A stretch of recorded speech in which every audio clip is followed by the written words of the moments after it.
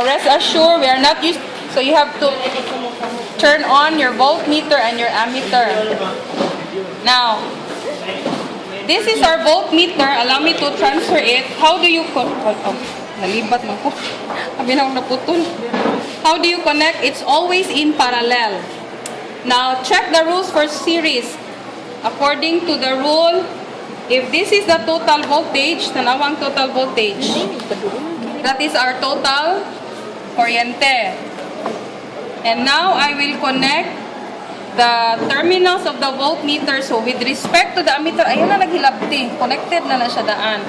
And, can I say this? And you will not compare with the other side. Dili makumparahay, dili maghambog-hambog. Probably in the other class, they will be asked to do the connections. In our case, I will let the lab in charge do the connections for you. So all you need to do is to remember where to transfer. And that follows during the practical test. So, dili magpahambog-hambog ha. Kami, balhin-balhin lang ha. Eh sila, probably, they will do the connection of the wires. So, what you need to do is to remember lang. So, as we set this for you, it's like, that's the starting point, that's the end point.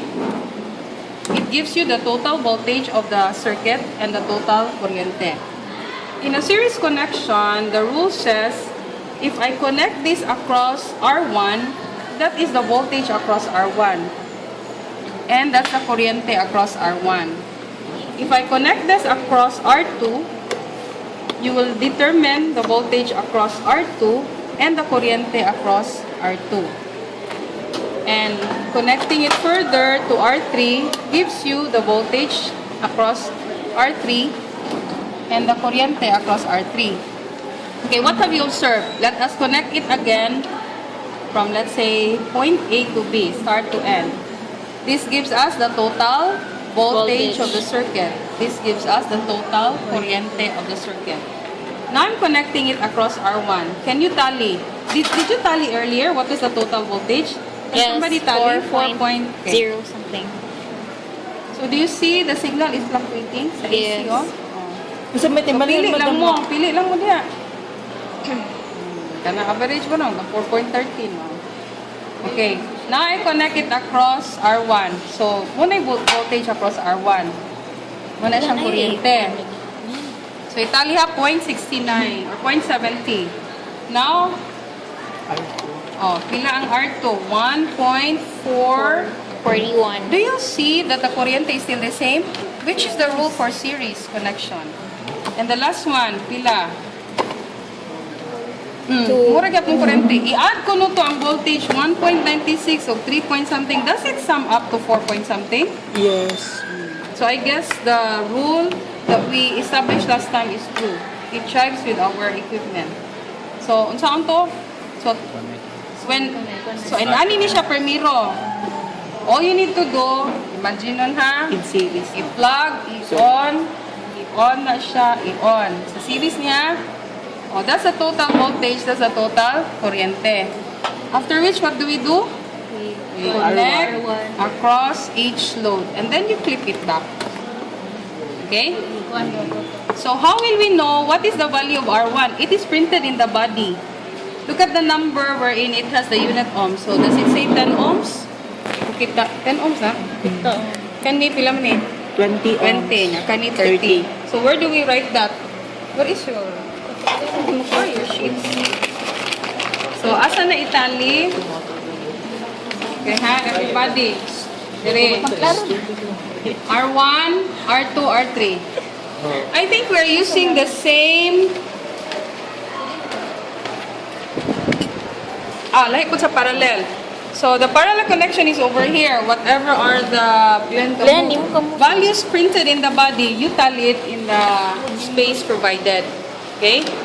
So, earlier, we were able to determine the total voltage. You tally it under V. Ang voltage across R1 is V1, R2 is V2, R3 is V3. Okay. Tally po ang kuryente. So, all of these are measured. How to get those? From the reading in the voltmeter and ammeter respectively. How do we compute voltage? So, ito pag-compute sa Usay voltage. computed voltage. Kuryente times resistance. So, pila ito i-measure niya kuryente, multiply sa mo resistance to get the computed voltage. Now, how do we compute for kuryente? Ibaligya. Computed voltage or Times CC. measured over minus times rather. Ano pa? No. Measured voltage divided by resistance. You know how to get the percentage error. Now we go to parallel. Okay? So look at the numbers printed on the body to be able to tally that. So what are you going to do? This is what you're going to do. Memorize na lang. I-follow lang ni. Ha? Kani, asa ni, ana. No? Sundan na siya. Now we have a little problem here. Because we have learned that if this is the total voltage, it's just more or less equal to the voltage across the first, the second, and the third. Sa series. More or less, it's true for voltage. But it does, this one does not change.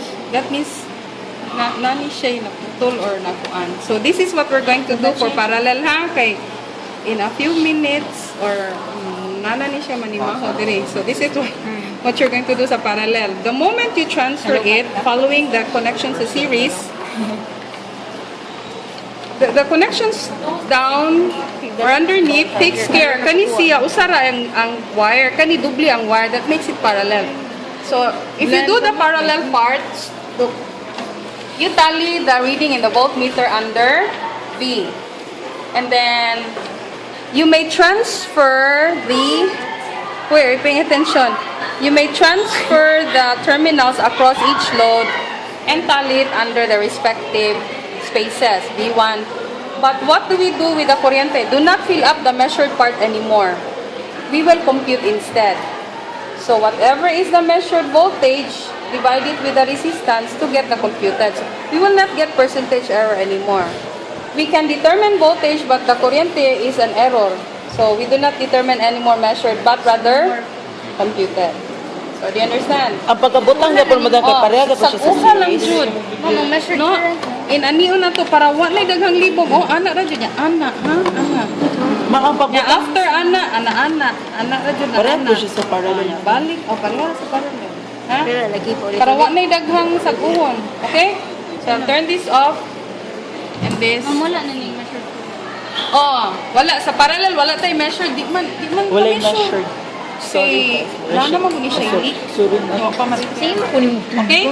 Di kaya. So, go back to your seat. We will now discuss the last experiment. And then